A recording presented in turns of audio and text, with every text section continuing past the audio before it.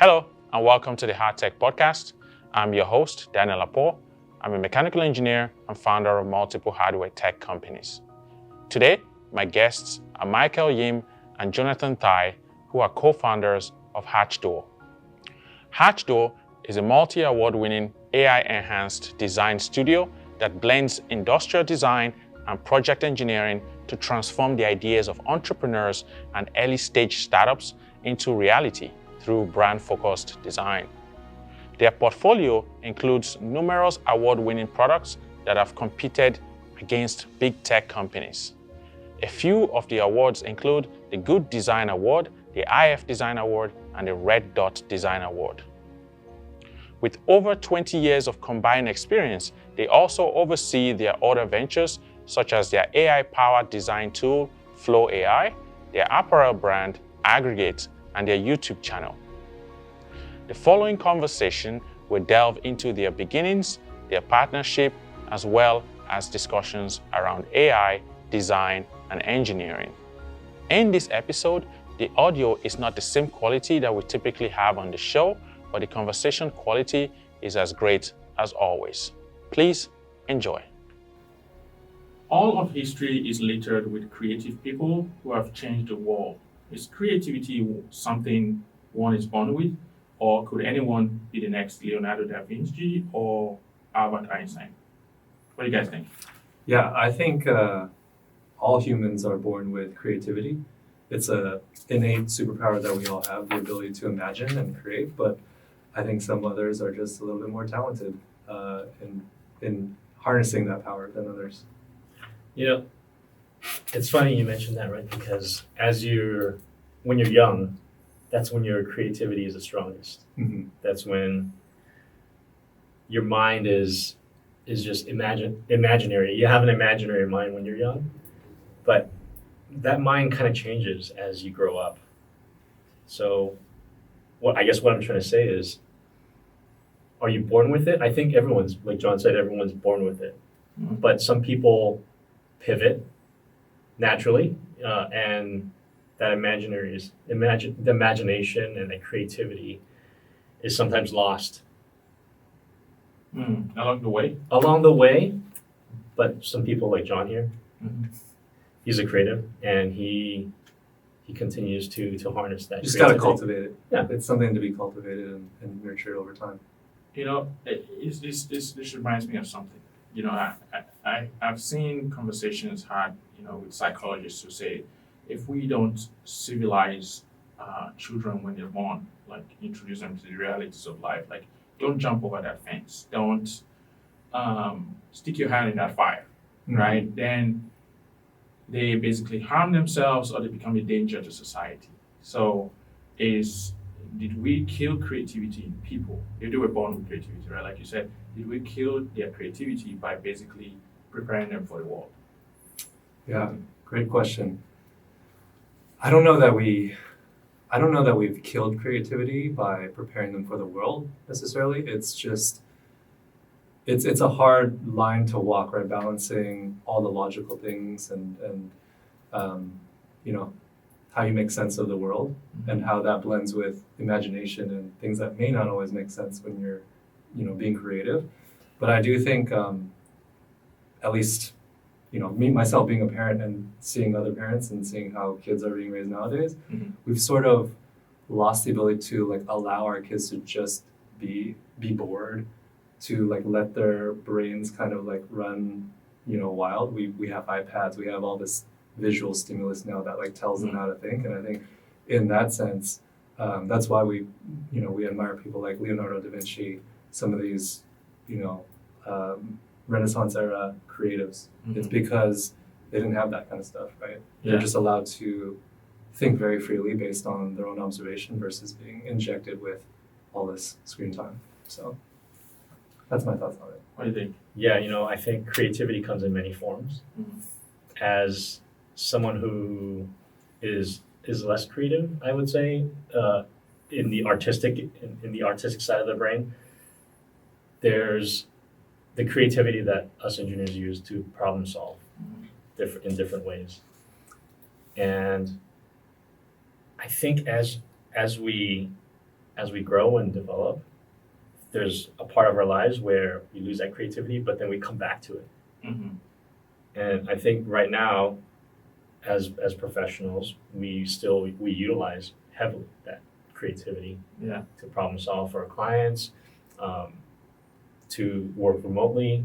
There's a lot of different ways that we're being creative. Yeah. You do make a good point, but and we could talk about this Yeah. all day, right? I just want to reintroduce the audience to say that John is an industrial designer, and Mike, you're a mechanical engineer. Correct. So that setting the foundation for this conversation going forward, so that your responses will make sense to the audience in terms of your perspective. Mhm. Okay.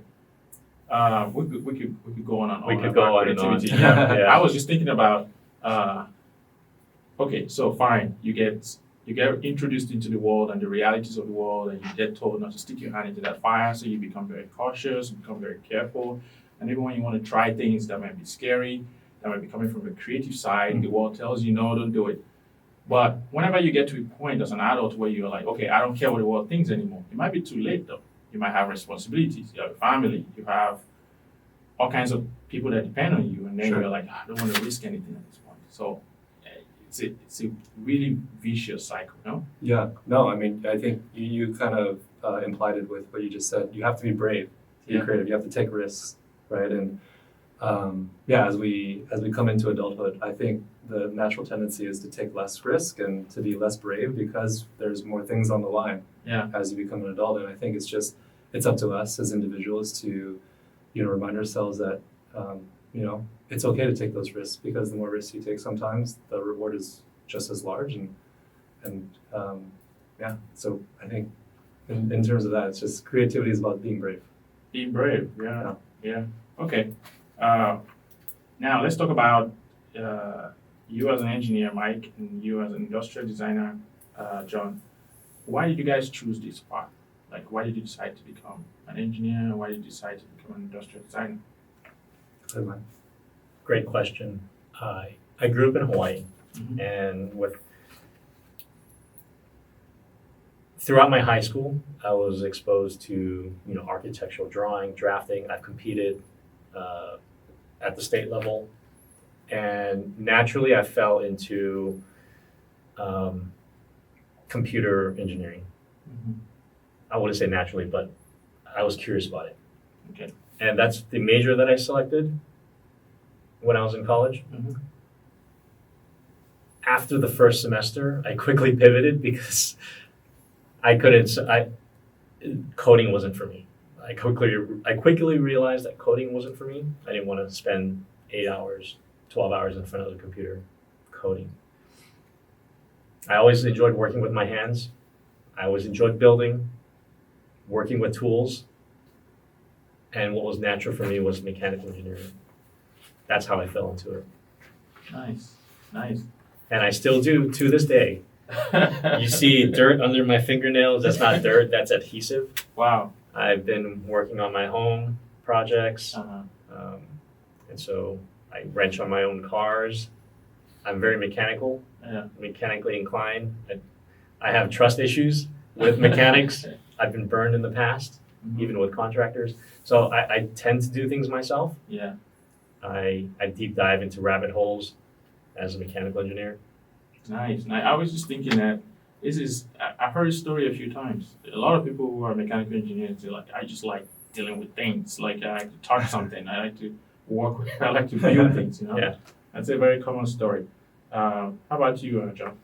Yeah, so for me, I actually didn't know what industrial design was at all growing up. And even my third year into university, I still did not know what it was. But I was a studio art major at the time. And I knew I always loved to draw as a kid, drawing stuff. And then I would collect shoes. So I used to collect Jordans, Nikes, all that kind of stuff. And through that kind of like love of drawing, art, culture, with like sneaker culture, I discovered that there was this thing called shoe design.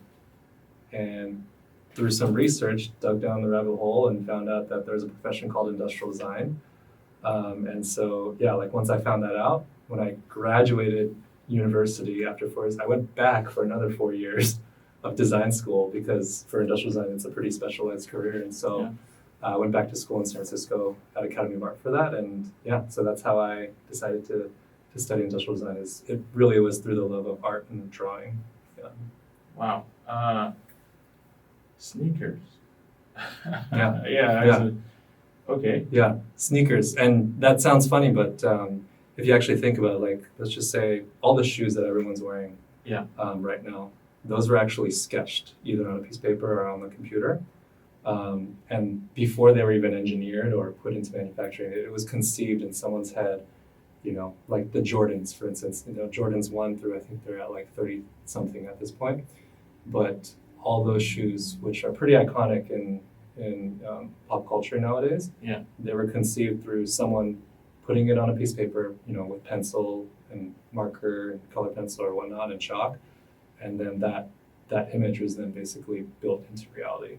And so watching how things come from your brain through your art and through your drawing and sketches to real life, that was something that I was just like, man, that's what I want to do. That's really nice. Yeah. I'm going to follow up on this in a conversation down the line, but I wanted to get into the whole concept of sketching and building things with clay. And, I was reading up on, what car is it? Is it Mazda? Yep. Yeah, they're still like building cars with clay. Yeah. And the initial prototypes. Yeah. It's crazy. Yeah. Before we get into all that, let's properly introduce both of you, right?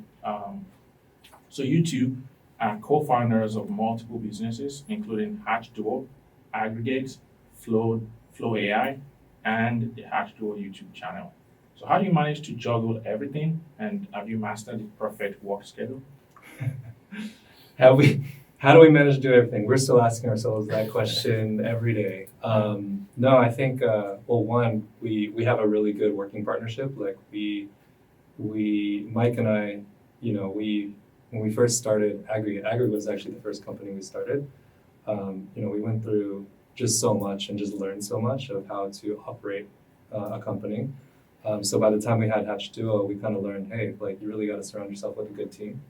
And so I think it's the people that we've surrounded ourselves with that have allowed us to kind of have our hands in multiple things. And I don't know if you have some ideas on that. To add to Aggregate, we experienced together what it was like to struggle financially through hardships. I mean, we even DoorDash together, to make ends meet. Yeah. And sometimes you have to do that when you're a startup without funding. We were bootstrapping at the time, and so that kind of built a bond between Jon and I. And I think through those experiences, through learning, we never attended college for business. So this was our first business venture together, and at the same time, it was also a learning experience for us. Do you miss those days, the DoorDashing days, the early days when it was a struggle? Do you ever think about it? We think about it all the time. Yeah. Yeah. And whenever I drive by that street, so to give you more context, Jon moved from a luxury apartment, right? We were both working for a tech company, getting really good, paid well with nice salaries. And one day we just decided, to quit our jobs, and we started Aggregate. We just needed a break from tech, and we just needed a creative outlet. Yeah. And we thought, concrete watches, why not? Yeah. It's not pipe. I can't think of the word I'm looking for. It's a tip of my tongue. It's absolutely but it makes no sense. Yeah, to the average to person. have a piece of jewelry that's concrete on your watch. You think it's going to be heavy, right? But honestly, it's not. It's not that heavy. Yeah. It's a piece of stone, and what makes it heavy is rebar, right? What makes concrete heavy is rebar and the mass. But to go back to why we started Aggregate, it was a creative outlet. Yeah. I want to go back to that. I want to go back to quitting your jobs. Yeah. And I know you probably have some savings, but is the likelihood of success higher when you just one day decide to quit and start a company versus just thinking, you know what, I have this job right now. It pays me very well. It's a career where I can grow in. I'm going to slowly start a company on the side and then see if it takes off over a period of years and then eventually quit. What works best? Just waking up one day and saying, I'm done. I quit, starting a company versus slowly getting into it. Yeah, I have some pretty strong Yep, opinions on this. exactly. I was just going to say that. On this. Strong opinions. Because I partnered with people who Yeah. have kind of treated it as a part-time side gig. And 110%, I will only invest in people that do it full-time. Yeah. Because your actual back's against the wall, you will bring out and basically extract your potential that way. Yeah. Right? When you have like a safety net, honestly, you're not going to be going 110% because there's nothing on the line. There's no full commitment. There's no full commitment. Not to say that won't be successful, and that's maybe for some people that's actually probably the better route to take, depending on your risk profile. But for me and for anyone that I was going to partner with, in my opinion, like you had to be all in because for me, I had a baby on the way, no health insurance, right? Once I quit my corporate job, baby on the way, no health insurance, downsizing apartment. My savings was basically, if I didn't DoorDash day after day, it was going down. So it was like I needed everyone to be like in that championship mode, almost like a sports team mindset, like it's all or nothing. Because like if you're not, then you're not going to be working that hard. And I've seen instances of that. Yeah. So This baby on the way story is so familiar. I don't want to bring myself into it, but it almost feels like it's not even a matter of just quitting your job or quitting your current engagement and just starting whatever you want to start with, that as a business or a project, but having a lot of obstacles like in front of you actually drives you, even better, makes you stronger. Absolutely. Yeah. Because this baby on the way story is not just you. It's not just like you have it as well, right? I have a very similar story. But the discussion is not about me today. It's fine. Okay. Let's get into your partnership, right? So engineer, designer. Would you call that a match made in heaven, or just longtime friends that are ready for a challenge? Who were ready for a challenge and you decided to start something? What would you call it? Do you want the real answer? Or do you want Hey man, honest answers, man. Yeah, Mike. Go ahead, Mike. I mean, everything here is honest, and we weren't friends before. I mean, we hung out during lunch where we worked, but aside from just being coworkers, we were, at the time, Pokémon GO was really hot. Yeah. And everyone was playing it on their phones. We were sneaking out. I probably shouldn't say this, but I think it's okay now in case our previous CEO watches this. But, we were sneaking away from work during work hours, and we were playing Pokémon GO. And that's, again, mental break. Mental break. When was this? This was like what, 2014? 2015. 2015 when it was hot, when everyone was like driving around looking for Pokemon. Exactly. Have you played it?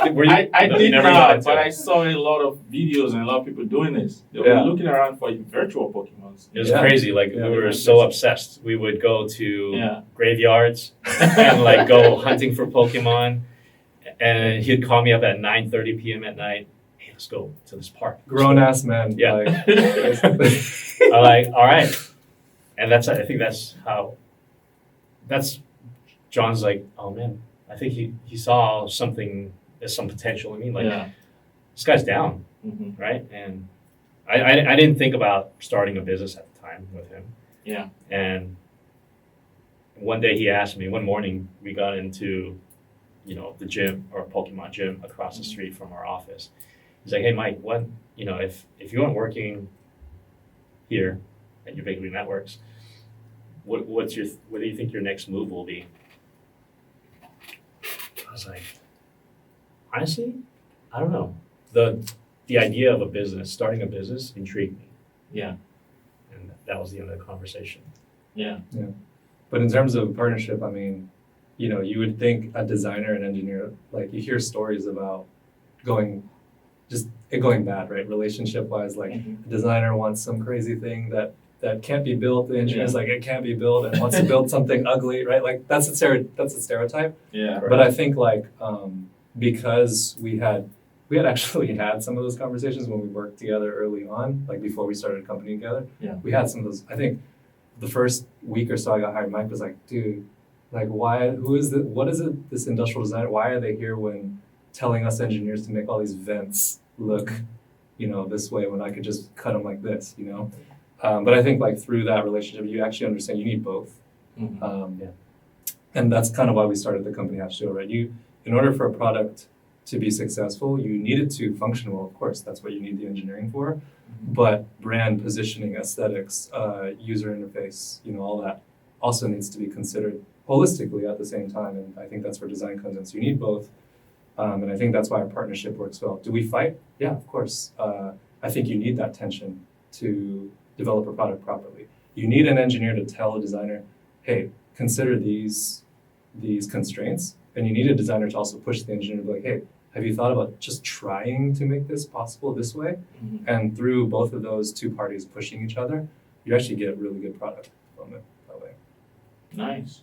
I was going to ask about, a partnership of this nature. Is it like what helps you through the tough times? Like when you guys are, in disagreement, and when you can't really come to a resolution about something, how do you keep going? And we've seen situations in which many companies, startups, or whatever entities would die because of fights between founders or co-founders. Yeah. This is a great question. Very good question, and I'll start. I would say live conversations.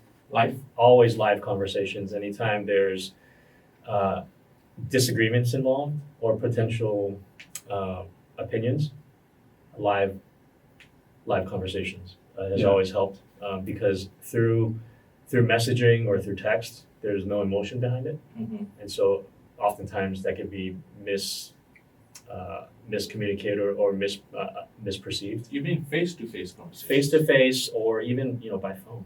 Okay. Yeah. Okay. I think you really got to treat it like a marriage. Like it's funny enough to compare the two, but Mm-hmm. it's something. A partnership is something you get into not because it's going to be perfect, but because both parties are willing to work at it. And through the years that we've been partners, have we had challenges? Have we had disagreements? Some points of view where like we can't see eye to eye. Yes, of course, but like Mike said, like sometimes we will duke it out. We'll call each other up. We'll have lunch, or we will have a very long conversation about something that we disagree on, and then we eventually work out, because I think ultimately we both want the same thing. We both want this thing to be successful. We both know how much we both rely on this for our livelihoods, and so kind of understanding the bigger picture of the team, then both of us we make concessions as needed. Between each other. I don't think there's ever been a point where it's just no, we completely see eye to eye and it's at a standstill. And whenever, maybe like for a day or two, maybe it's like, dude, no, Mike's like, no, I don't agree with you, or vice versa. But I think through just talking it through and understanding the big vision, I think being aligned on the same big vision, that's the most important thing. Open communication is always key. If you can't be open and candid about it, then you're really just beating behind the bush. You're not being open and honest. Mm.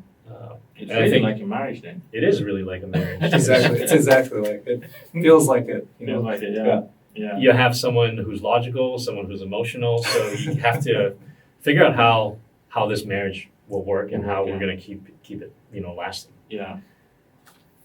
That's incredible. We could go on and on and on. We can go on and on. Yeah, and maybe we'll do that down the line. Yeah.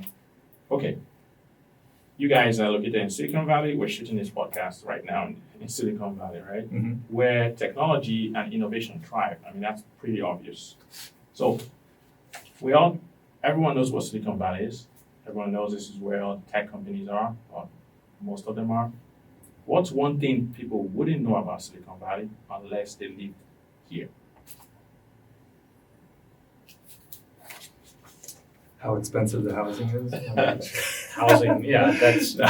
I mean, everyone knows that. I think the diversity too, right? Like, I think, I mean, maybe they read about it, but I actually think the proximity, I mean, sure, you have the big money, the tech, and, you know, the big stock packages everyone talks about of if you work for the big FANG companies here in Silicon Valley, but we're also in proximity to pretty diverse socioeconomic regions as well. I grew up in the East Bay, like Richmond, Oakland.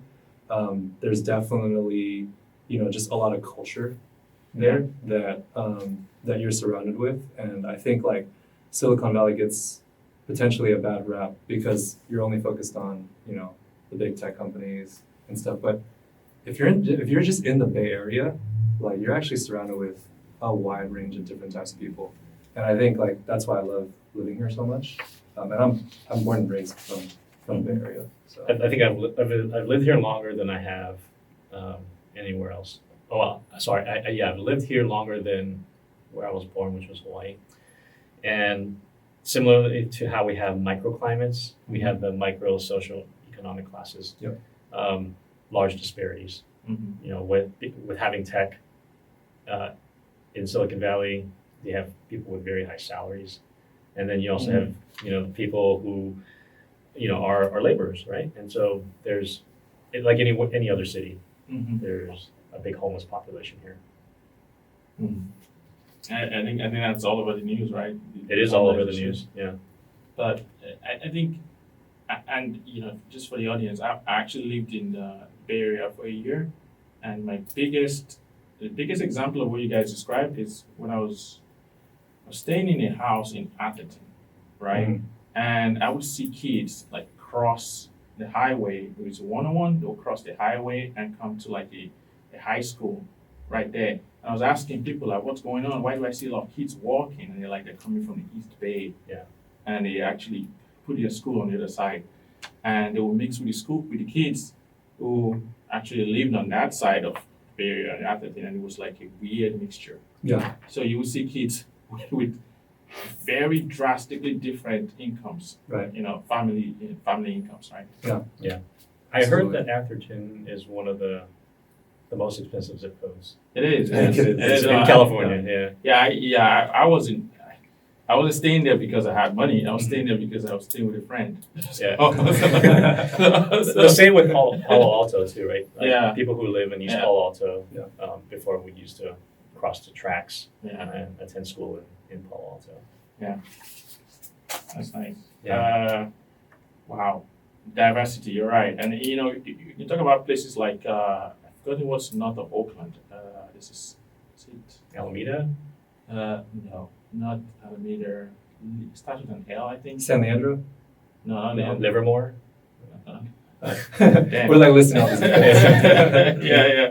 But there's some like places are very rich in culture in terms of music and, you know, some of the arts, some hip hop, stuff like that. I don't know what this city is. I probably remember after the podcast. It's funny. But yeah, you're right about diversity and just this difference in income levels and realities, really. You know, usually Facebook located in East, or the headquarters was Menlo Park. East Menlo Park, no? Was located in East Menlo Park. Have they moved? Possibly, I don't know.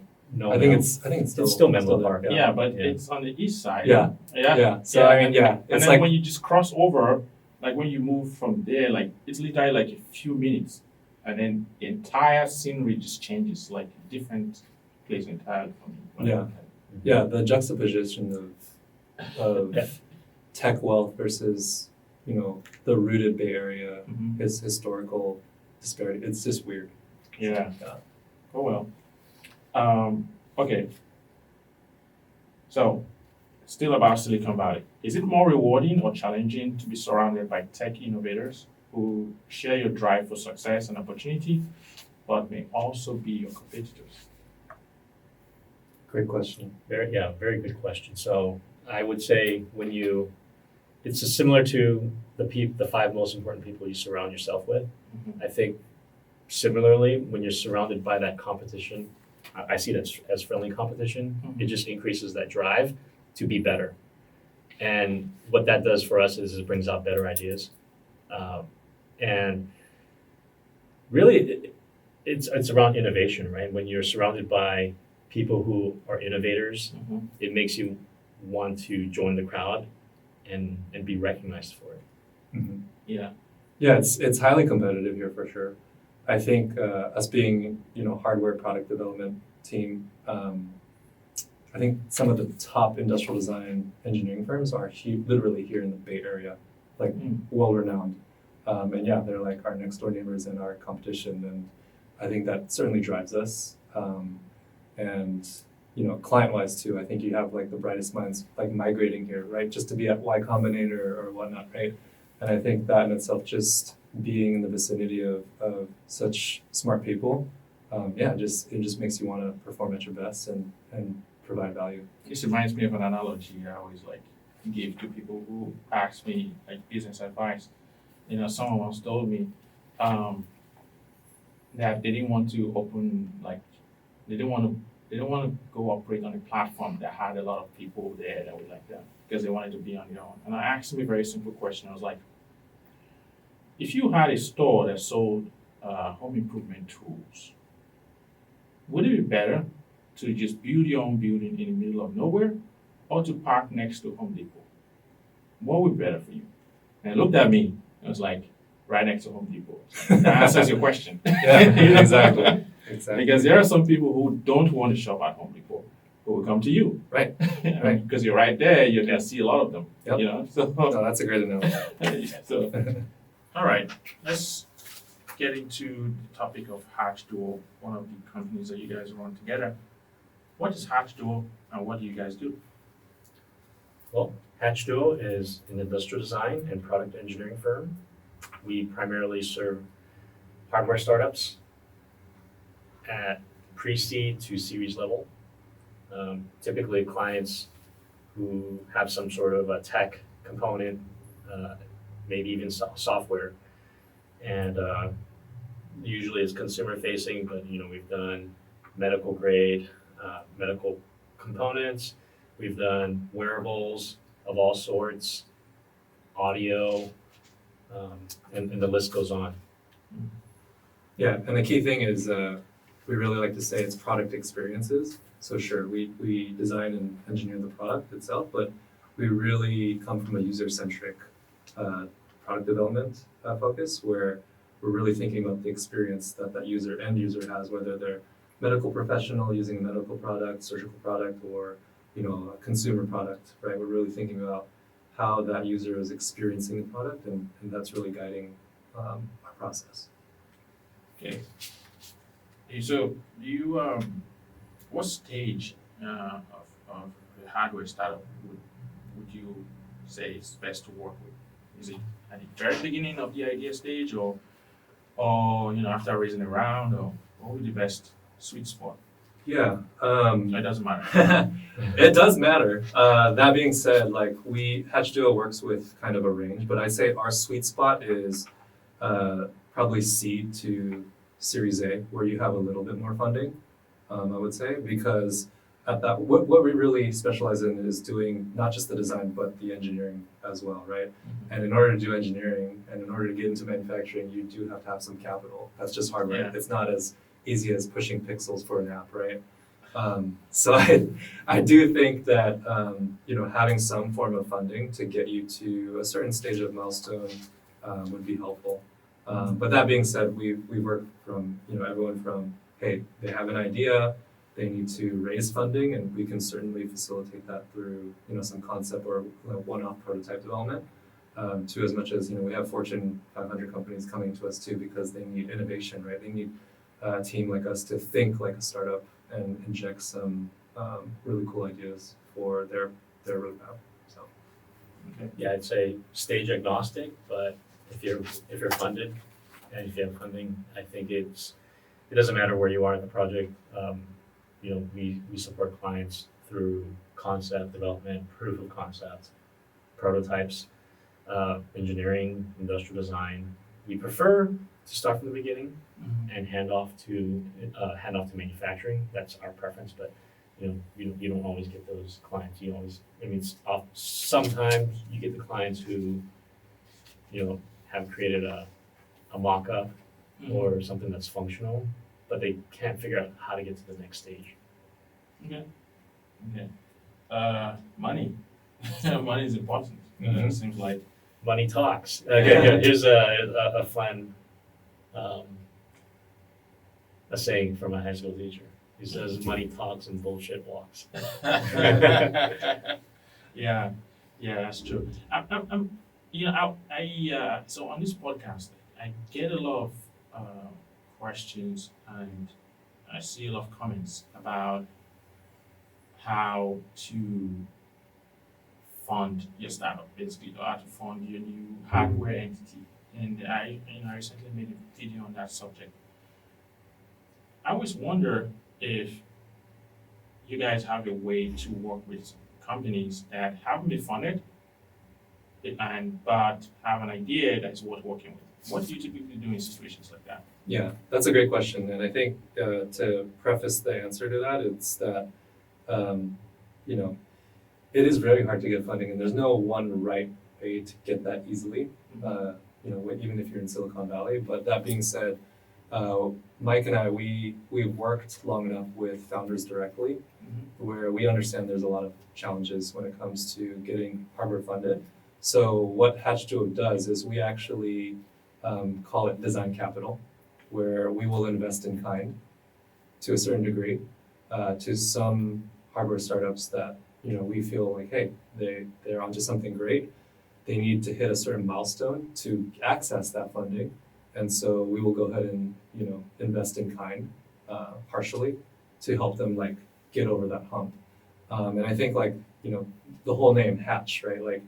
That kind of implies we love working with, those early stage startups. And, because we actually get to see the founders, we get to empathize with them at that stage where things get really hard before they become, the crazy unicorns that they will hopefully eventually become. Yeah. But I think you really,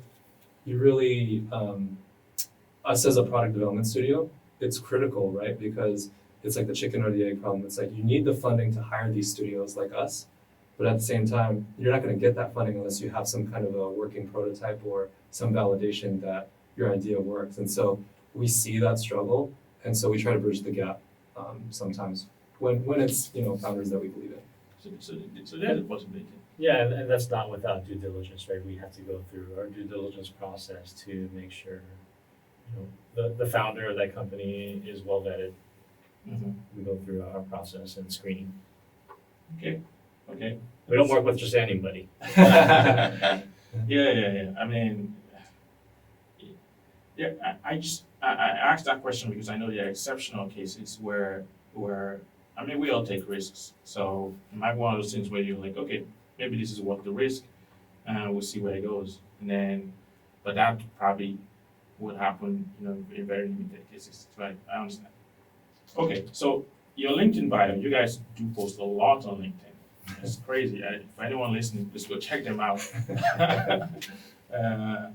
Very, very good creative posts on LinkedIn. You guys mentioned how you crave to pave your own paths in San Francisco. Can you elaborate on how this led to the start of Hatch Duo? I know you guys started with Aggregate first, but how did Hatch Duo start? Hatch started out of necessity. Okay. Honestly, that's where it It's started. an accident. It's an accident. Yeah, it's an accident. They're usually the best companies, accidental companies. Now, we saw it as a necessity on both ends.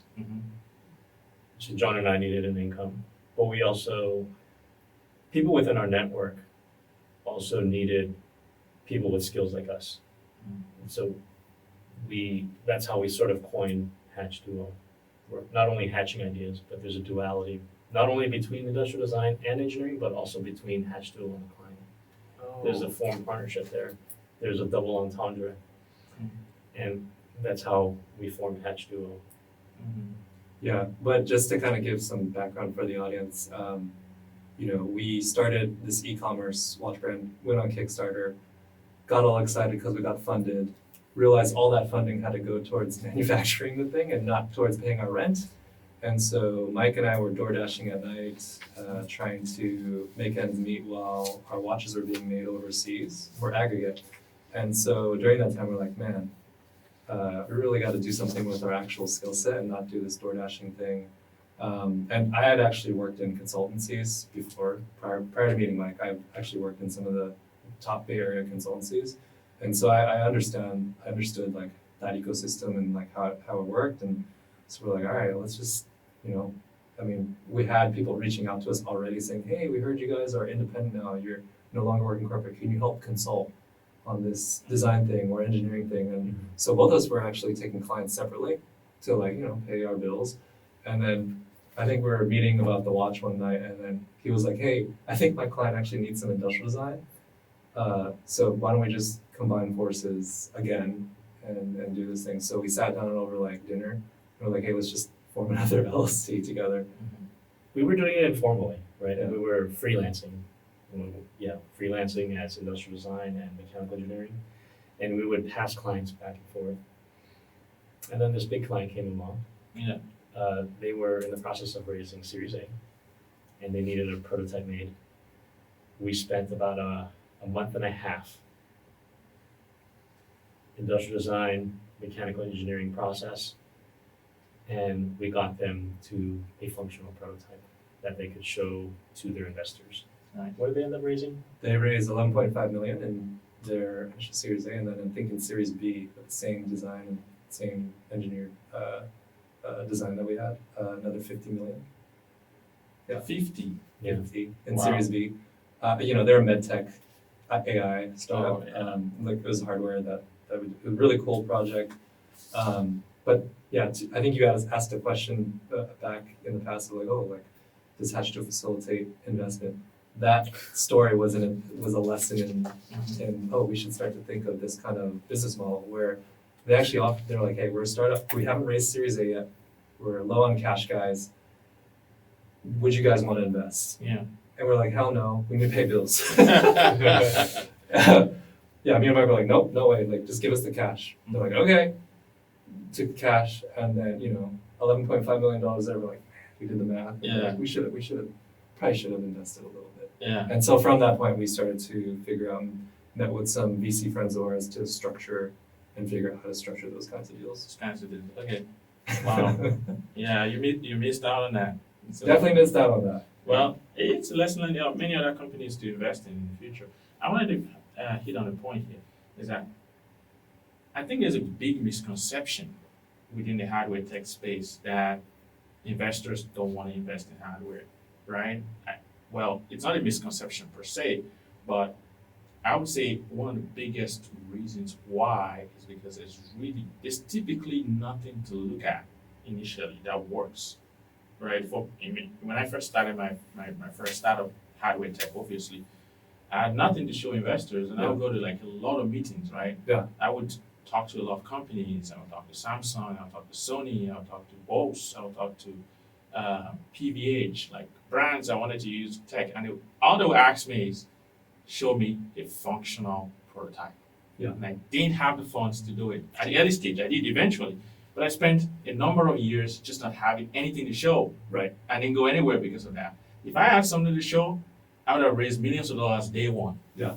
Day one. But it took me years to get the funding I needed eventually. So it's one of those problems that, like you said, chicken and egg. Yeah. You need money to build a prototype. Sometimes you need millions of dollars to build a prototype. Yeah.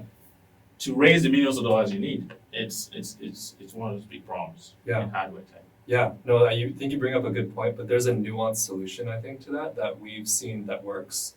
And that's where, we get it. Mike can attest, engineering is very expensive, right? Yeah. To prototype something, like you said, could cost millions of dollars, just materials, chips, all that stuff involved. But if let's just say you're pre-Series A, pre-seed, and you have a great idea, you know that it's going to take millions of dollars to actually come up with a prototype. There's some intermediary milestones that you can get to get investors to buy in.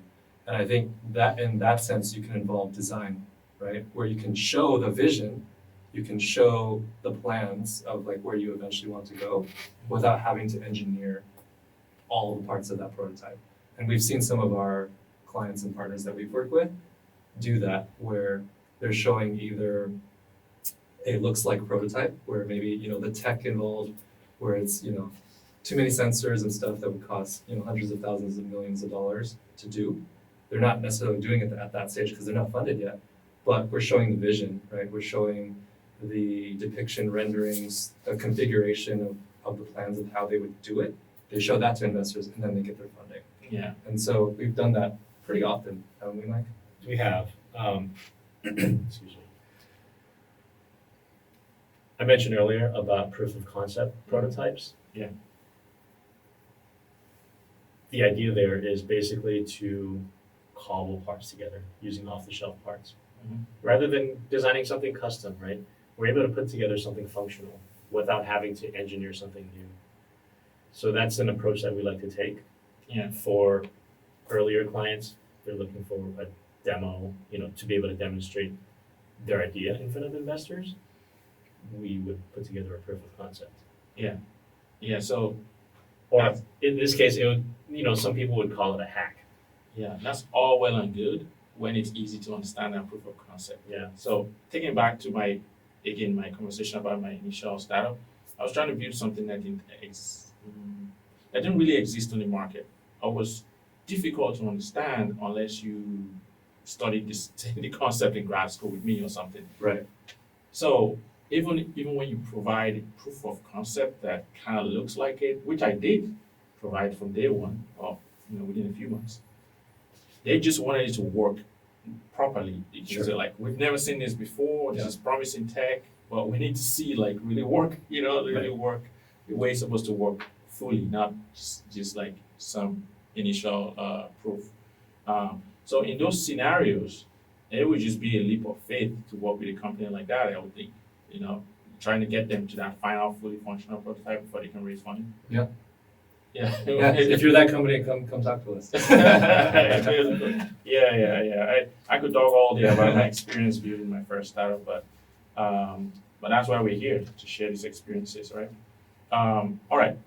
So you guys do a very good job of paying attention into what goes into a client's product, but you also pay very good attention to brand identity, right?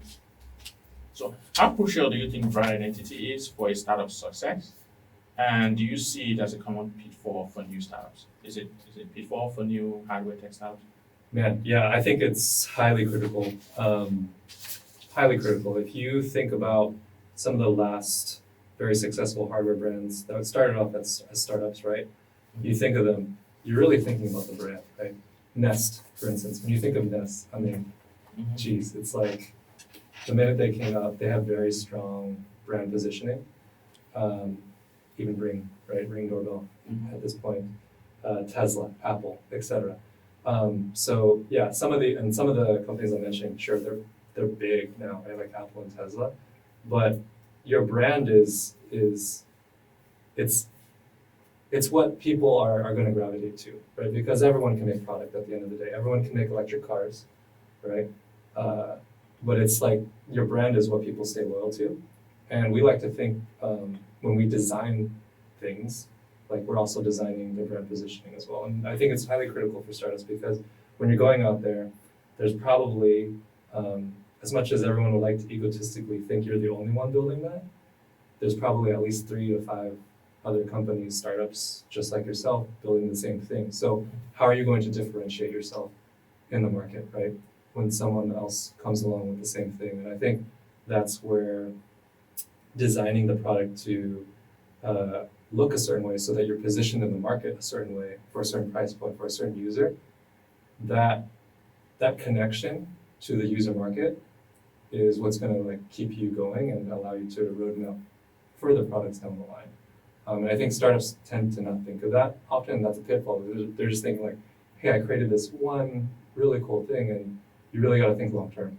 Yeah. I think, and the sooner you recognize that, then if you needed to pivot, you still have the brand, and you don't need to start from scratch. Pivoting, that's a dirty word for hardware tech. You can build a website, right? Yeah. And you're building for wine enthusiasts.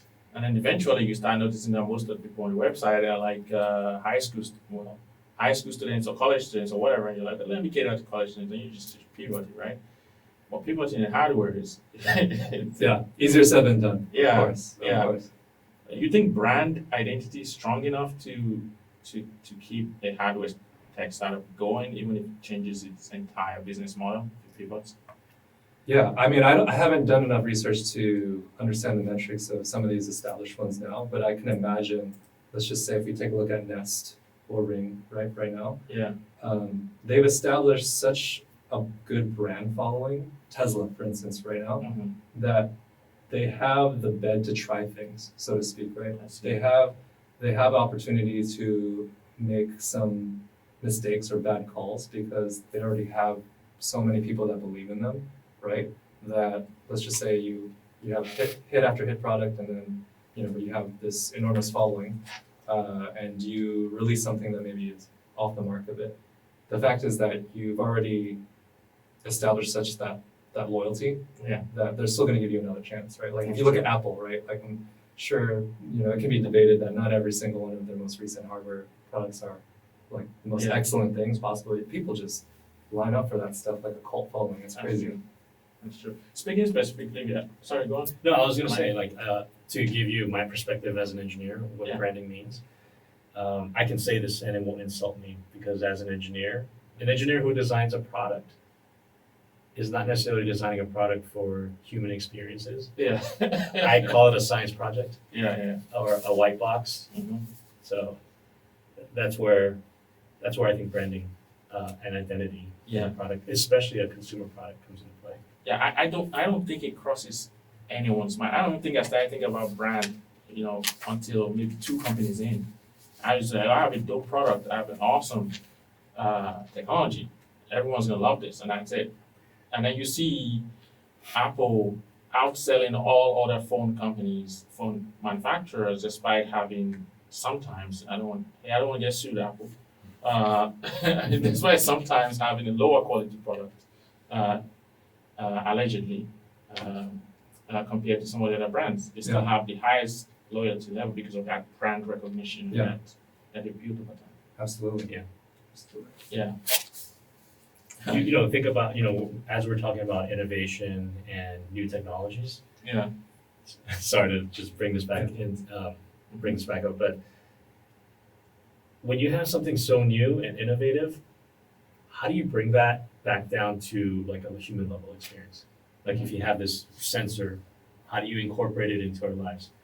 Like AI pin, for example, they've seamlessly integrated that AI assistant as a pin, right? And so like humane, humane pin. So just how do you cross the line, cross that boundary of bringing that piece of technology into your life? Yeah. And I think that's where the branding, identity, human experiences come into play. Yeah, said exactly like a designer, but he knows an engineer. He's worked with you long enough. It rubs off. Yeah. I'm a designer at heart. And we do design too. Engineers design. Oh yeah, no, absolutely. We just don't. You do, absolutely. We just do it from a functional standpoint, Right. Rather than a aesthetics or connection branding standpoint. You guys must have met many different types of personalities while collaborating with clients, right? And you guys, I asked a question earlier on about what stages of startups you work with. And you told me, you don't always get that company that is at the early stage and already has funding. So you can do the initial design and engineering to manufacturing for them, right? Mm-hmm. So how important is communication in terms of catering to these different types of clients, and what type of issues have you run into? Wow, loaded question. Very loaded question. Very good question. Start with the bad. Yeah, we can name some pitfalls without naming anyone, because I think it always ended up okay at the end. I think when you deal with startups, a lot of times you deal with really bright minds, but they haven't always worked in hardware before, and admittedly, sometimes we don't take those founders, right? Like we don't work with them because we kind of know if they don't know enough about hardware, their expectations of timelines of iterations needed to get to eventually where they want to get to is going to take longer than they think.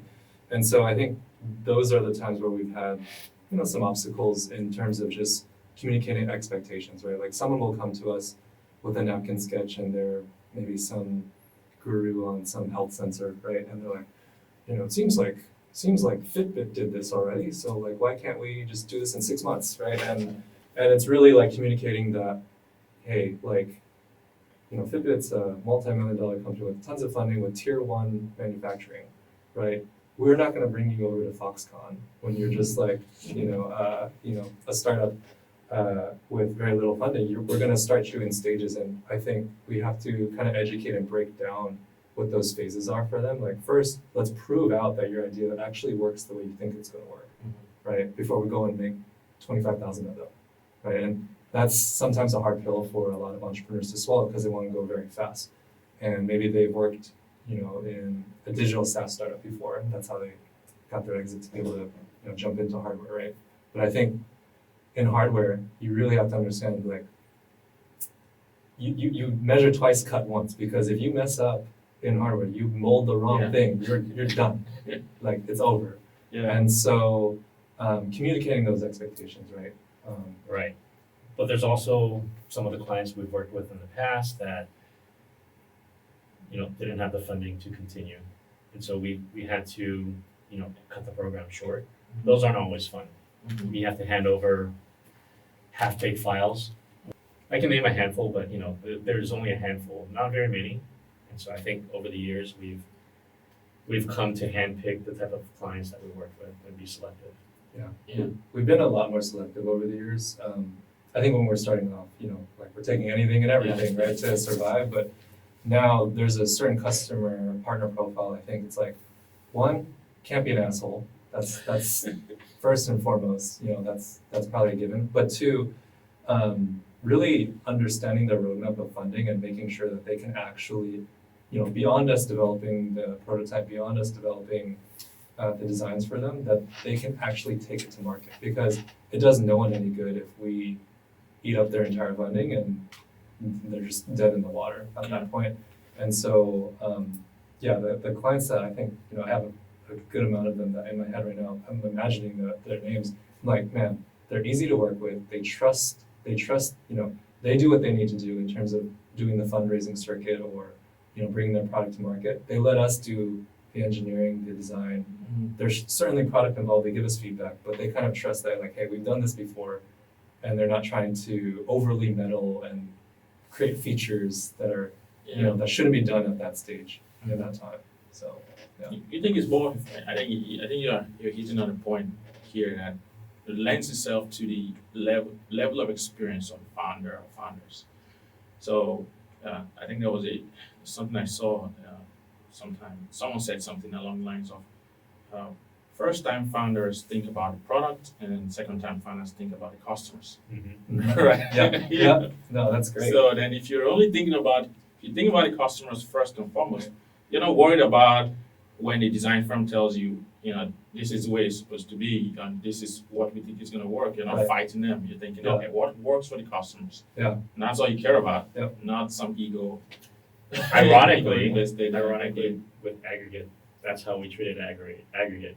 We were first-time founders, and we focused on the product. Yeah. We learned. Yeah. It happens to everybody. It seems like Absolutely. Yeah. It's just when you jump in the game, right? It's just, you're so excited Yeah. we get it. But like you said, I think, the founders that work really well with H2 are the ones that are customer-centric, and they're like dead focused on how do you make the customer happy, and they're not in the details of like, hey, change that to purple. Hey, you know what I mean? Yeah, Like, I like purple, Yeah. so I want it to be purple. but it's so fun. Like, I think we touched on it earlier. Creativity is such a fun thing because Yeah. you get to see something come from nothing. And I think that is the fun part of also working with us, is like, you get to see your ideas just come to life. But it's important not to get so lost in the creative aspect. And that's why you hired us, right? To do that part for you, so you can focus on the big things that you need to do to bring the product to market. Just an added question on that subject before we move on. What is the typical workflow like when collaborating with the founder? Let's make it simple. A founder, very early stage, no prototype yet, but they've gotten some funding. You want to Like answer that? simple workflow. Some funding, you said? Yeah. It's typically an industrial design process. Yeah. Yeah. Where you go through a discovery and a concept, and you might drum up some imagery, some renderings for a pitch deck. And then if the customer has, or the client has additional funding, then we would see what a proof of concept would cost. And together with the slide deck, the renderings, and a demonstrable proof of concept, they're able to communicate their ideas and paint the vision to their investors that they're pitching towards. Yeah, just adding to that, I think investors really want to see, like, especially if you're early stage, they know you don't have any money, right? But they want to really see your vision, and I think that's what we can help with, at that stage where it doesn't cost that much to help show what your vision is. It's the cost is really in the development, right? Yeah. And so we're just trying to bridge that by showing visually and digitally, what that could look like. Okay, so I've been obviously paying attention to your LinkedIn a lot, and you guys are posting a lot about AI. AI this, AI that. And we'll get into this concept of your other startup, which is FLO.ai soon. But as it relates to Hatch.to, there is a rising model which says AI might not take your job, but someone using AI will. So how does that align with Hatch.to's mission of blending human creativity with AI? Couldn't agree with it more, 100%. Yeah. I think AI has increased our efficiency and increased our workflow, made everyone more efficient.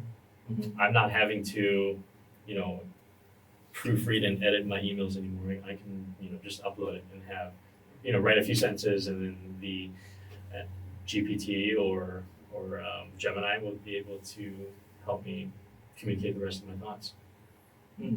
Yeah. I used to spend 10, 15 minutes writing an email. I just spend a few minutes. How much time does that save me to do other things? Yeah.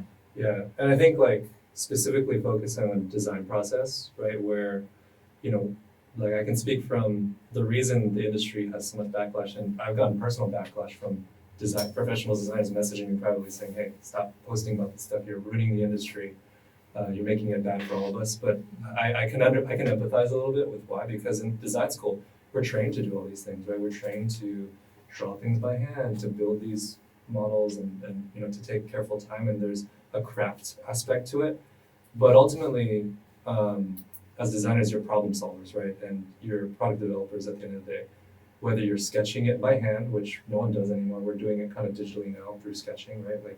Or now at this point through CAD, and through now people are doing concepts on Midjourney or other generative AI programs. I think it's allowed us as designers to evolve as well, and that's the ethos we take here at Hatch.to. Is like, hey, this is enhancing us. This is not replacing us. And yes, this technology is going to be here to stay. To ignore it and to just avoid it is actually going to be our downfall. We really need to learn it really well, be fluent with it, because actually I think all those designers who are hating on it, if they actually try it out, they'll realize it's actually quite hard to learn. They're saying, there was a post on LinkedIn saying, what if a factory, a CM in China says, hey, I can create some images in generative AI.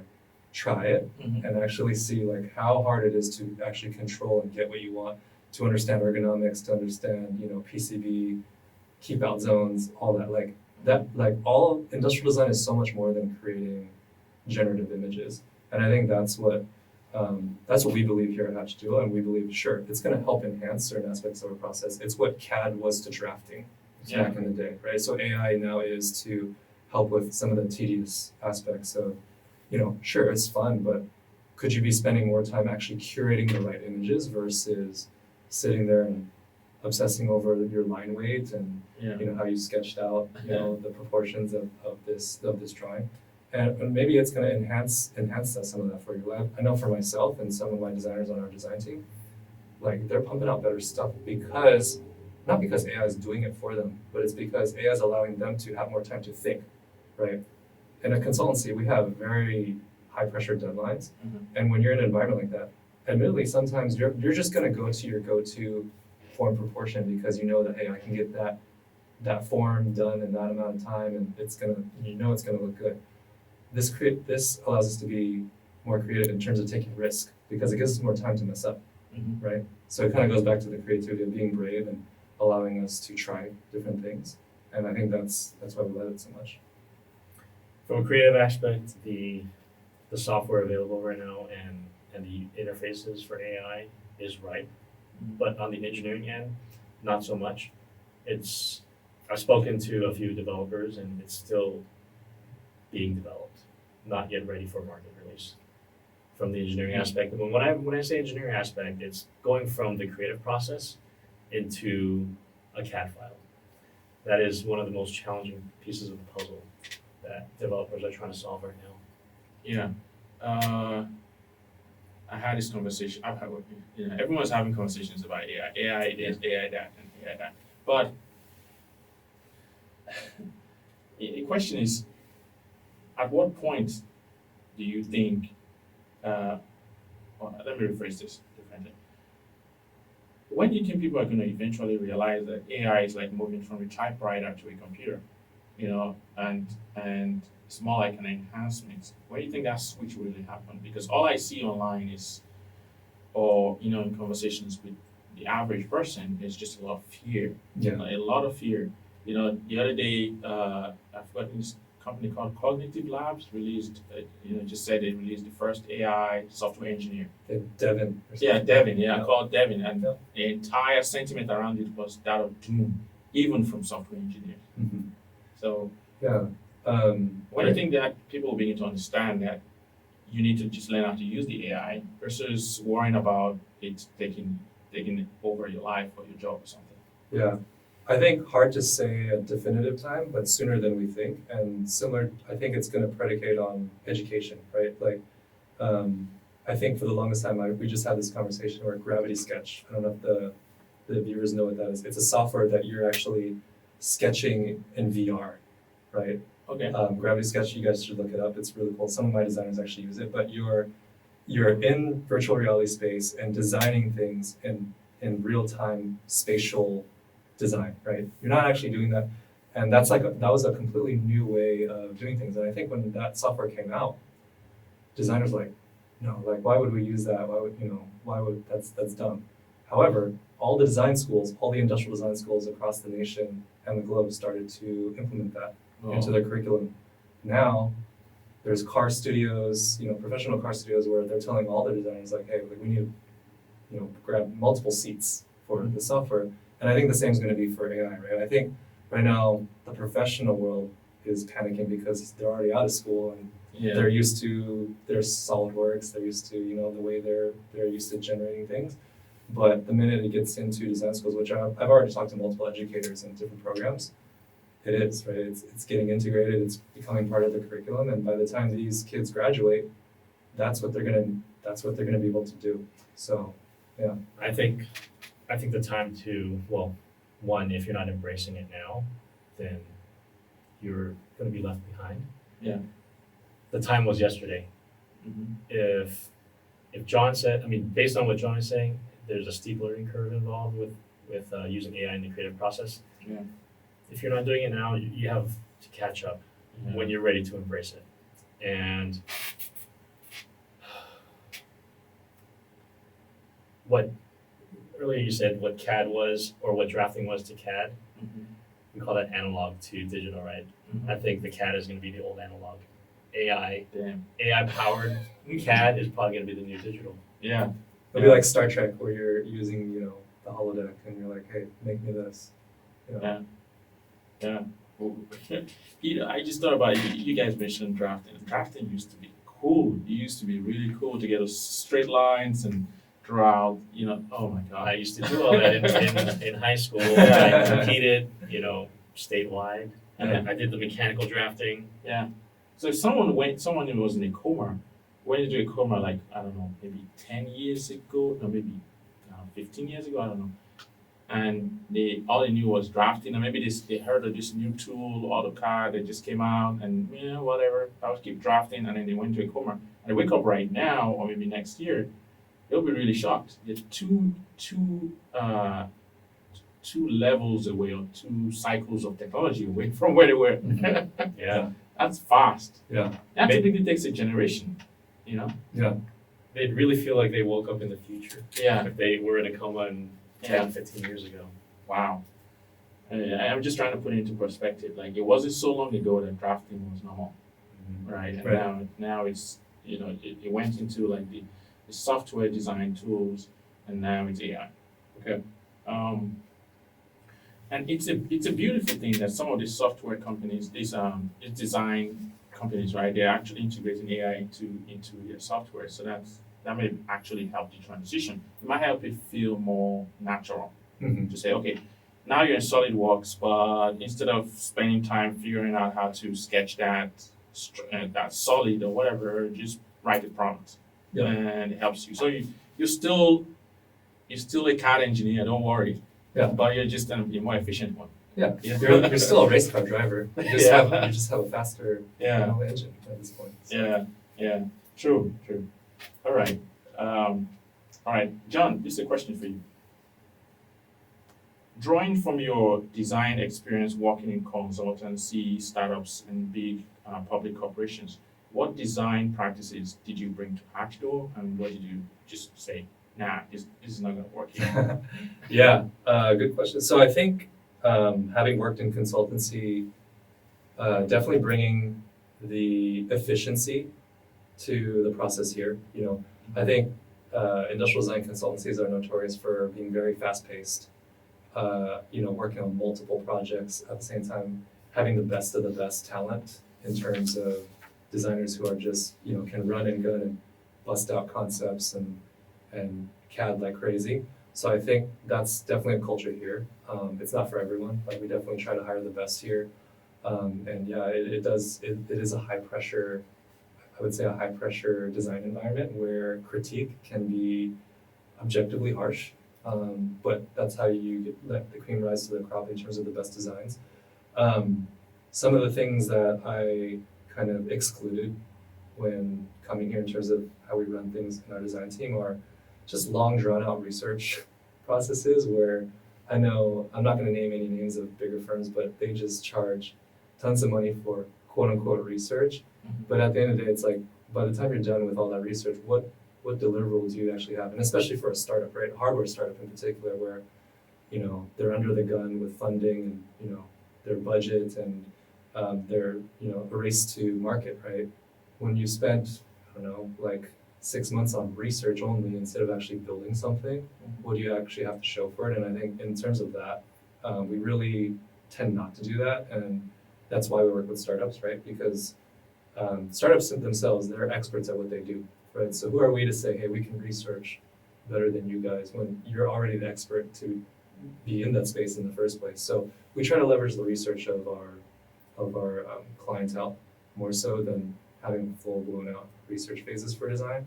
And what we really like to focus on is the execution and the design strategy of it more so. Okay. Yeah. That's nice. You talked about hiring, like you have to get the best people.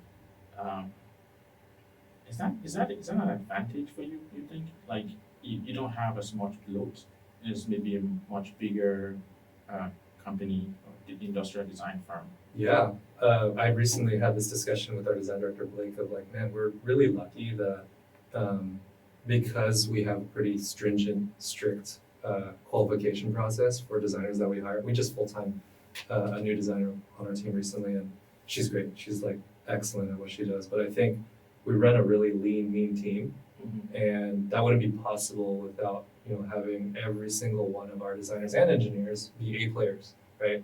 And I think both of Mike and myself, we've worked at companies where, not to say that the company's bad, but like maybe your coworkers, they can do a few things here and there, but a B player will always be a B player, right? And for us, like especially with a small team like us, we're 10 people, 10 plus or minus 2, right? We're a small elite team, and we need every single person top to bottom to be able to perform at a high level. Yeah, lean and mean. I like that. Yeah. So for you, Michael, Yeah. What part of your industry experience as a mechanical engineer did you find applicable at Hatchdoor, and which part did you have to just rethink? Very good question. I'm very fortunate to have worked at a Fortune 500 company and a company that, following that company, I worked at another company that went public not long ago after I joined.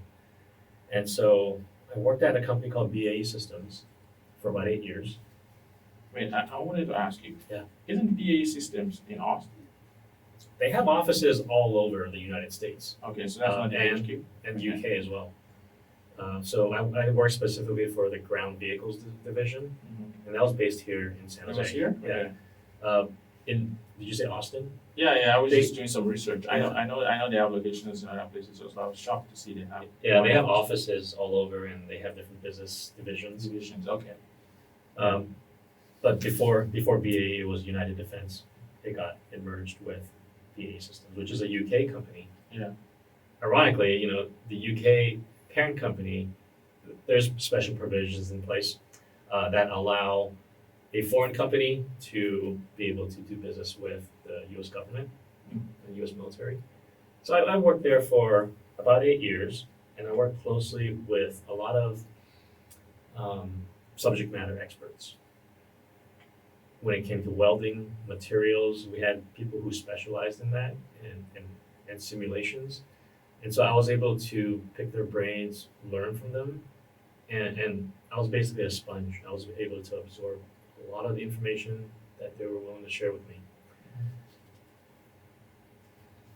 And still today, I use that information and apply it towards client projects, materials, welding, manufacturing processes. I even, Elon Musk, like crazy work ethic, right? He sleeps on the production floor at Tesla. Yeah. I've done that back in 2009. We were manufacturing wheeled vehicles for the Afghanistan war. And we were trying to push these vehicles out in like a matter of 6 months from design to manufacturing. I've slept, it was hailing one night and in Michigan, and we just climbed inside the vehicle and we just waited until the hailstorm passed. Wow. We tested the heater because it was cold. At the same time, we tested the heaters. Like one of the other engineers, he's like, "Hey, let me turn this heater on." We like over designed it, and it got really toasty in there. Some of the parts that I worked on was this 2-ton ballistic door that, it was it had mechanical hydraulic assist opening. The part that I worked on was the blast mechanism. So there's a latch that puts it into a combat mode. Because of the how much the door weighed, it had to sustain a blast 20 times, 15 to 20 times its own weight. So the only way to do that would be with like a bank type of bolt system. So I worked on that. Some really hardcore stuff. Hardcore stuff. A lot of the stuff that we designed was, life dependent on it. Because not only life dependent on it, but also is mission critical. And so the systems had redundancies. Honestly, one of the questions you asked me, follow-up questions, was like, what are some of the things I had to rethink and reframe that mindset? So working with some of, the consumer-facing products, not every product had to be, had life dependent on it, or had to be bulletproof. Yeah. When I was at BAE, I specialized in survivability. Yeah. So a lot of the armor testing going on, I was a part of that. The vehicle armor. Yeah. I specialize in vehicle armor there. Okay. So it seems like you've taken a lot of these things that you learned, like you said, sleeping on the factory floor, just the tenacity, some of the knowledge from subject matter experts. I can just think about like working with some of those older guys. Oh yeah. Or ladies who have been in a company building like legacy technology for 20, 25 years. 3 decades. Yeah, or more. Yeah. Now, to the whole sleeping on the factory floor thing, I can't tell you how many hardware tech founders I've had a conversation with. It seems like a badge of honor. It's like they need to do it to get some kind of credibility. To be like, I slept on the factory floor. I tried to release this product over. It's like a the passage, thing now. right? Yeah. Yeah. Honestly, is it a good thing or is it a bad thing Yeah. that you're, you're participating at that level. I don't know. Yeah, but it just seems to be a part of almost every hardware tech founder right there. It's like, man, I need to get to a point where trying to hit a deadline, I was asleep on the factory floor and I can like take pictures and post it online. Look at how I'm grinding. It's a rite of passage, right? Yeah. I mean, Yeah. when we did aggregate watches, I flew to China, and I was there. I didn't sleep on the factory floor, but I spent a lot of time there. Working together with different levels, laborers, the managers, and understanding the whole process. Yeah, I just wrong about because I've had these conversations recently. Like everyone wants to sleep on the factory floor. That's pretty cool. All right. Another fun fact: I spent about 3 months in Norway with their government. We were testing vehicles. We're driving through different towns and cities. We had to put on 3,000 kilometers on the test vehicle. Okay. To see if there's any failures. Right, we had to drive it, and I camped with them. Like they had some pretty cool camp setups, tents, heaters inside. But it was a cold climate. Yeah. And so, not only sleeping on the factory floor, but being able to participate in testing alongside the customer was a pretty unique experience. That's very nice. I was thinking back about it, thinking back to your answer or your response when you're talking about how it's possible to have a defense company, a BAE, work with foreign entities. And I'm just thinking maybe it's an allied thing. And most of these countries you mentioned, Norway, UK, those are US allies, no? Correct. Allies, specifically between the UK parent company of BAE Systems and the US government. What they have is called a Special Security Agreement, an SSA. Yeah. And every employee in the US has to go through that certification. Okay. Yeah. Very nice. Okay, we're going to go into a slightly controversial topic. The pandemic came up, happened a few years ago. Everyone went remote as much as they could. Then pandemic is slightly over or fully over, depending on who you talk to. And the companies are trying to get people back into the office. I know you have your theories about it, but you guys have been functioning as a remote hybrid design team, since 2018. I don't think the pandemic really changed anything as to what you guys are trying to do, right? No. And you've been able to provide clients access to global, design talent as a result. So how do you manage teamwork and trust in a situation like that?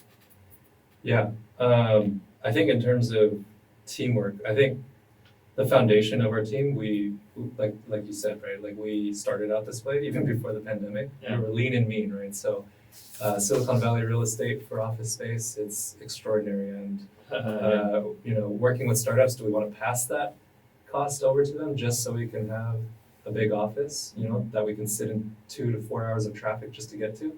Not really. And I think that's the benefit of being your own founder, is you get to shape the company the way you want to. So yeah, we, in terms of how we hire, we make sure that most of the time they have experienced remote work to some degree and can work asynchronously without, micromanaging them. And so, yeah, I think trust goes both ways, right? Like when we hire our team, we trust that they're going to get the job done, right? Like, do we care if they need to go pick up their kid from school? Not really. Like if they need to go in the middle of the day to do it, go ahead, right? Because a lot of the way we work, it's just deadline based ultimately. So do Mike and I really care that you're sitting there 9 to 5 at your screen on Slack with your green dot on? Not really, to be completely honest. And it becomes really apparent to like a small company like ours. Like if you're not performing, it's very hard to hide. Yeah. So I think that's never really truly been an issue, being remote.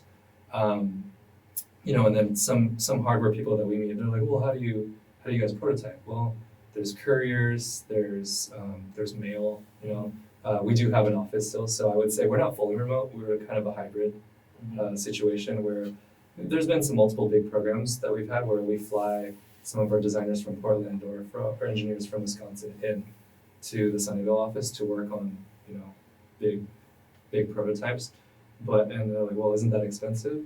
Yeah, it can be, but if you're actually saving all that time, where, folks aren't spending gas money, you're not spending it on a high huge rent costs. high rent Silicon Valley office, which a lot of our competitors are doing, right? Yeah. Then you don't have to pass that on to your client, which ultimately that's what ends up happens, right? And that doesn't really benefit a startup, right? If they're just paying for office space. So we really just see it as like putting value into the project itself, and that's kind of always been our ethos, and I don't think that's really ever going to change. We've tried, admittedly, we've even tried it. Like right before the pandemic happened in 2020, we tried to get a big office in Santa Clara, and it just like did not work. Like it logistically, culturally, everything, it just did not work, and we just realized like the way our team chemistry is, it just works this way. Yeah. Yeah. So do you have like a core team here that comes into the office maybe Yeah. frequently, and then you have the rest elsewhere? We do, yeah. So we have, majority of our team is here in the Bay Area, Yeah. Sunnyvale. But yeah, we have teammates spread throughout, like in Hawaii. We have people in Wisconsin. We have people in Thailand. We have people Southern in California. Yeah. Pacific Northwest. I would say there's a benefit too, right? Because talent is not just Silicon Valley centric, though, there's a high concentration of talent here. But, to truly access global talent, yeah, we have to kind of be remote and hybrid to be able to access some of those designers and engineers overseas. Is Mike, sorry. Speaking of talent, right? There's being in such a competitive area, Silicon Valley. You're also, I wouldn't say jaded. That's not a good word, but I'd say there's a lot of our surrounding. We're surrounded by a lot of tech companies, and they have much higher funding. They're able to hire talent, really good talent, like really talented people. But that also comes with really high salaries. So that level of expectation makes it difficult for us to hire the same clients or hire the same talent, because these companies are offering $250,000 and up for a salary. That's not something we can afford, especially with the types of clients that we serve. Yeah. So we're a creative agency. We got to work creatively to get top talent, but affordable. Yeah. And so we're not only a national team, but we're a global team. So we have talent all over the world. Yeah, we have a lot of team members that have young children, right, on our team, and they don't want to be, like you said, the trend right now is like everyone's big. I have friends that work at these big corporations, at these big FANG companies, and they're, behind closed doors, super pissed off that their management team is telling them they have to come in 3-4 days a week, whatever it may be, just to show face in this office because they have a lease for 4 years or something like that, right? And we don't do that to our team, and I think like that's been really beneficial where, the work-life balance is there so that they can put forth their best work for Hatch Duo, because they don't have to feel like, there's a babysitting situation or the kid gets, like you said, the pandemic's over, but COVID still exists, and so when a child gets COVID, they have to stay home and take care of that kid, right? Yeah. And that pressure to have to drive through traffic, to get to the office, be there 9 to 5, it's just, when you actually think about productivity, it becomes pretty unnecessary. Yeah, it's kind of like how service businesses and very important businesses that people need to use are open from 9 to 5, but people work from 9 to 5, right? And then and then that it creates a problem where someone needs to say, I'm not gonna come to the office today because I gotta handle this stuff, this medical issue. My doctor appointment is only at 11 o'clock. Yeah. But if you, like you described, in your situation, you don't need to worry about it. You can just stretch your hours around that appointment or whatever. Yep. Yeah. It's pretty cool. All right. Let's talk about social media. All right. Again, I've said it several times because it's very active on social media, especially LinkedIn. But do you have social media presence across your personal and business accounts? Do you see more traffic and engagement coming to your page because you post so often? And how do you manage your social media? How do you manage your social content? How do you plan it out? Yeah. Well, when Mike and I initially started, that was our competitive edge, right? Like we didn't have, millions of ad spend money to be able to run Google Ads or anything like that for Hatch Duo. So it was through our personal social media accounts, whether it's LinkedIn, Instagram, Facebook, whatever. That was initially how we got some of our initial clients, right? Grind Basketball actually DM'd me through Instagram, was like, hey, saw this cool headphone, you guys, let's get on a call.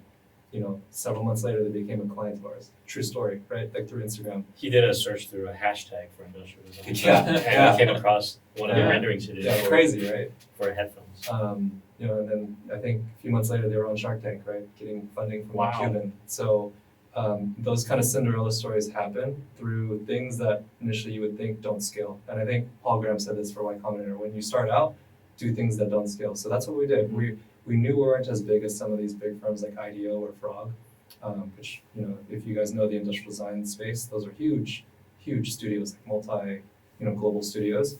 They're always putting out content, but they have huge marketing teams, right? But for us, it's like, let's just start with a personal brand, start there. People that like what we're doing kind of align with us, they will follow us and we will get customers that way. And I think, over the years, we've kind of scaled that because we started to see potential. We're like, okay, let's start this YouTube channel. Oh, wow, we're pretty close to monetization. Let's do more of that. And I think we're close to 2,000 followers, like over 2,000 followers now on YouTube. So we never thought of ourselves as a media company. We always thought of ourselves as, hey, we're an industrial design and engineering company. But this year we were joking. We're like, man, if we start making like AdSense revenue like through YouTube, I mean, that would be kind of cool too. And so that's actually shifted our thinking a bit of like, well, our whole mission was to influence the world through design and through the lens of how we view design and engineering. Like, why wouldn't we take advantage of social media? And so that's why, like, I think in the last 2 years we've put huge effort towards pushing out content because we're a small 10-person team, but you probably wouldn't know it with how much content out there. Yeah. Just last night I was scrolling through YouTube and my feed, and I came across a Jim Rohn quote. And Jim Rohn? Jim Rohn, yeah. Oh, Rohn, okay. Rohn, yeah. And he says that if you work on your job, you earn a living, right? That's nice. But if you work on yourself, you earn a fortune, which is even nicer. Mm-hmm. And so that's how I kind of see the social media platform, LinkedIn, your professional platform, where my intention is not always to garner social acceptance or social interest. My intention is always to share knowledge with the world. Like what good is the knowledge if I keep it all to myself? Yeah. So if I can post a few times a week about information that I've retained over the years, I can help the next engineer progress even quicker, right? With the knowledge that I've learned on the job, because I'd say 90% of everything that I've learned is on the job. 10%, 5 to 10% is applications from what I learned through education. Yeah. Maybe less than that? Less than that? Yeah, be honest. Probably less than that. You go to engineering, you study mechanical engineering, and you're like, man, I'm like everything. And then you get out there, and you have to learn everything. Yeah. Again, yeah. Okay, that's pretty impressive. I'm a very strong believer in the brand of me, and I can talk a lot about myself in terms of social media and all that stuff, but just something very simple. Mm-hmm. Before this podcast started a few months ago, I actually had no social media presence, like zilch, nada, right? And that doesn't do much, especially if you started something new again, right? People need to see that you have some level of competence and you know exactly what you're doing and you're providing some type of value to people. And then they will naturally gravitate towards you or whatever you're trying to provide. Sure. So I'm a very strong believer in the brand of me. Yeah. At least I am now. Yeah. You know? We do too. Yeah. Okay. We've talked about this.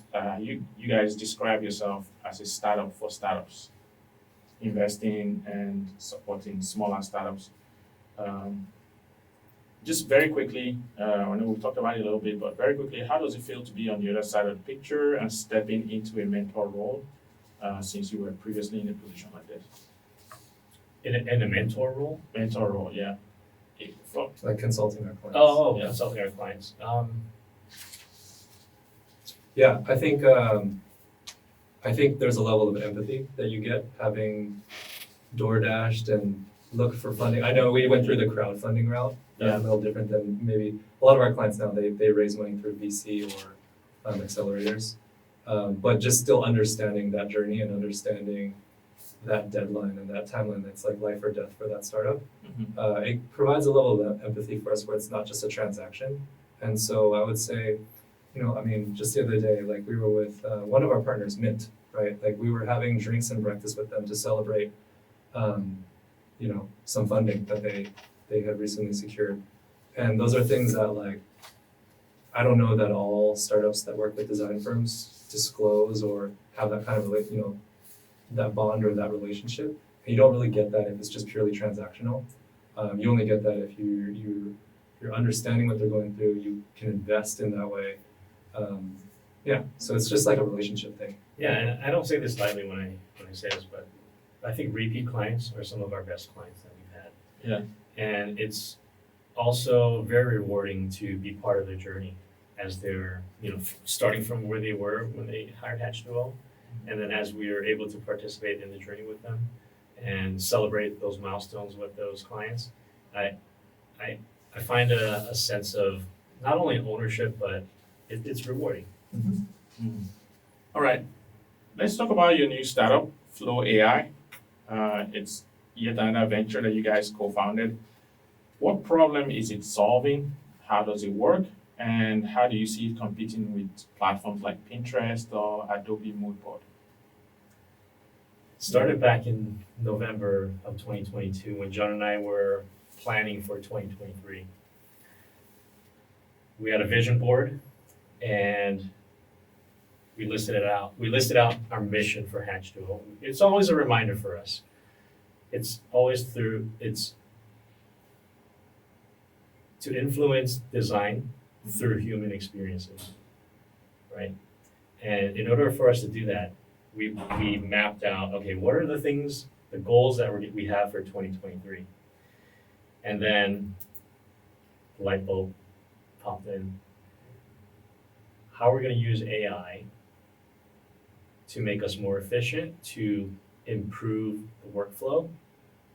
Like we put AI at the time was just being mainstream. Like, okay, how can we improve our workflow? How can we be more productive? And that's how we came up with Mood, because we realized how much time our designers were spending on mood boarding, on collecting images, on searching for images.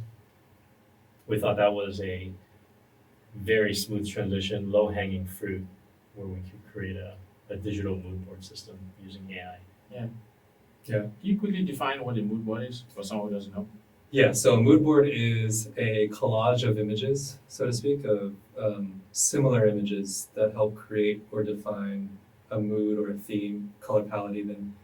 Depends on what your design application is for, but every designer from digital UI, graphic designers to industrial designers, product designers like myself, to interior designers for homes will use it in one form or another, to even film folks, right? Film people will create mood boards. And so, yeah, we saw an opportunity just within our own, business use case, but also that it, has scalability across multiple disciplines. And so, yeah, that's why we created Mood AI. And I think just in case the audience doesn't know, because you're asking FLO.ai. So this initially was an internal venture that we called Mood AI. And we have since merged with two other co-founders to create FLO.ai. And the mission basically is we're here to enhance the design process of designers using artificial intelligence tools. So we do not see artificial intelligence as a replacement. Rather, we see it as an augmentation to increase the creativity of designers. Nice. We could get a lot more into the subject of AI, but I'll leave it right there. It's an AI tool made for designers, and it's better than Pinterest and Adobe Moodboard. Yep. Way better. Way better. Try it out. It you throw a few images on there and it figures out all the rest of the images for you. Nice. Yeah. Nice. Okay.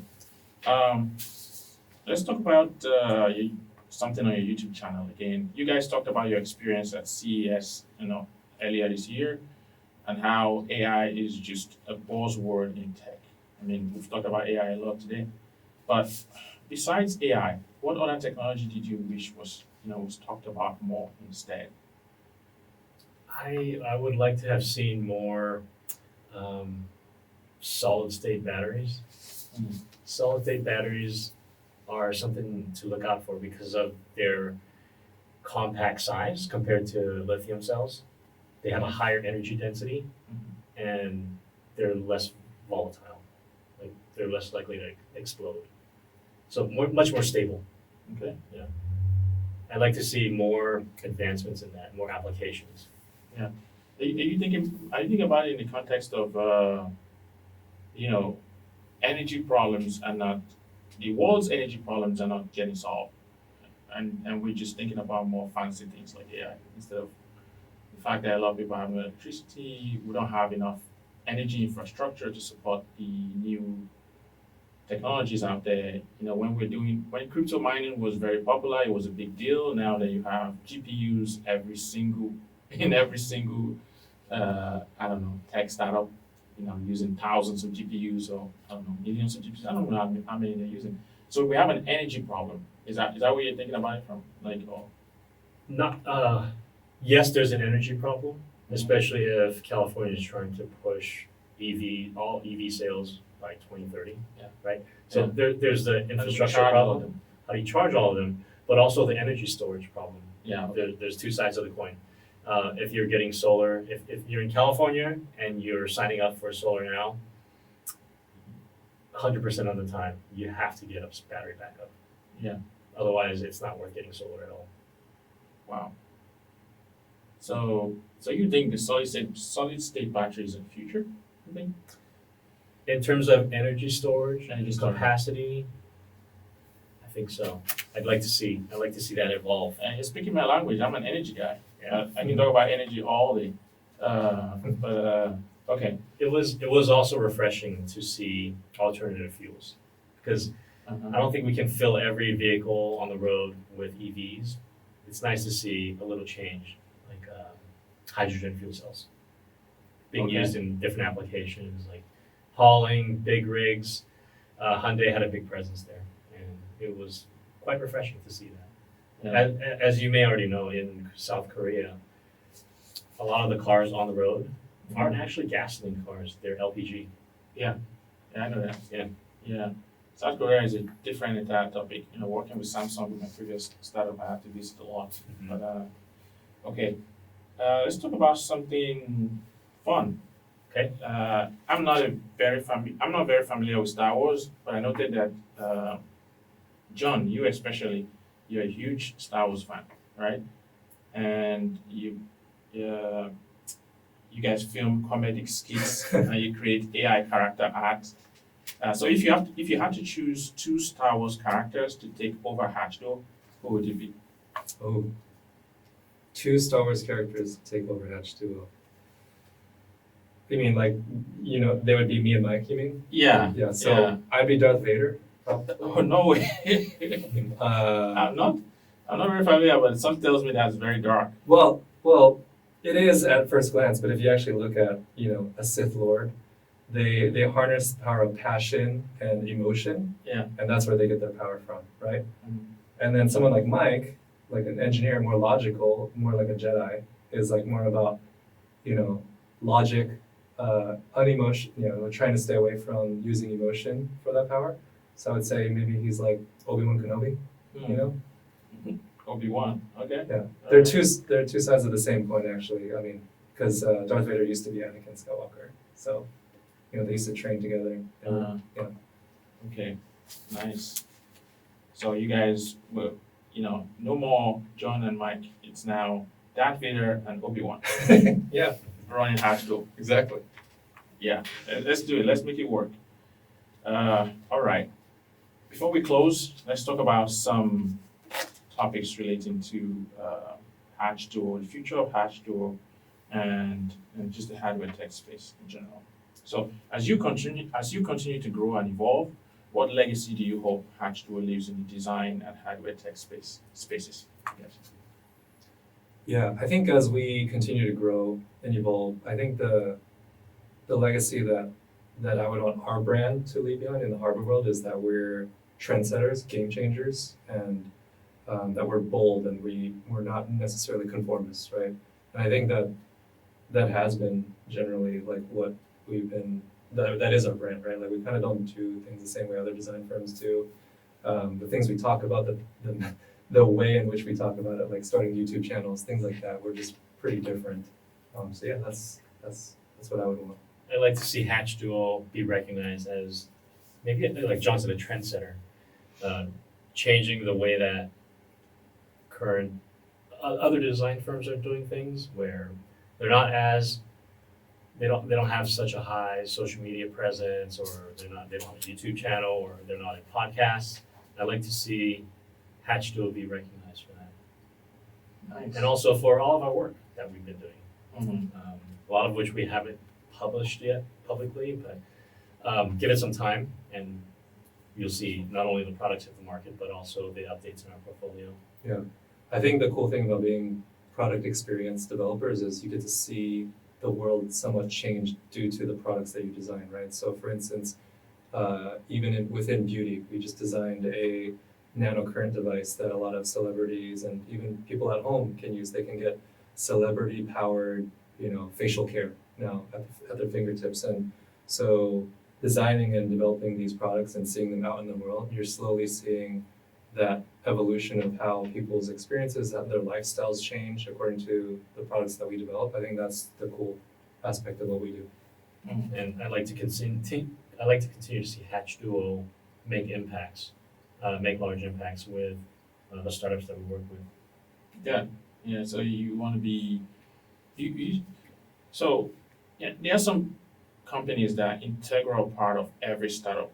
It used to be Silicon Valley Bank, and then you have Carter.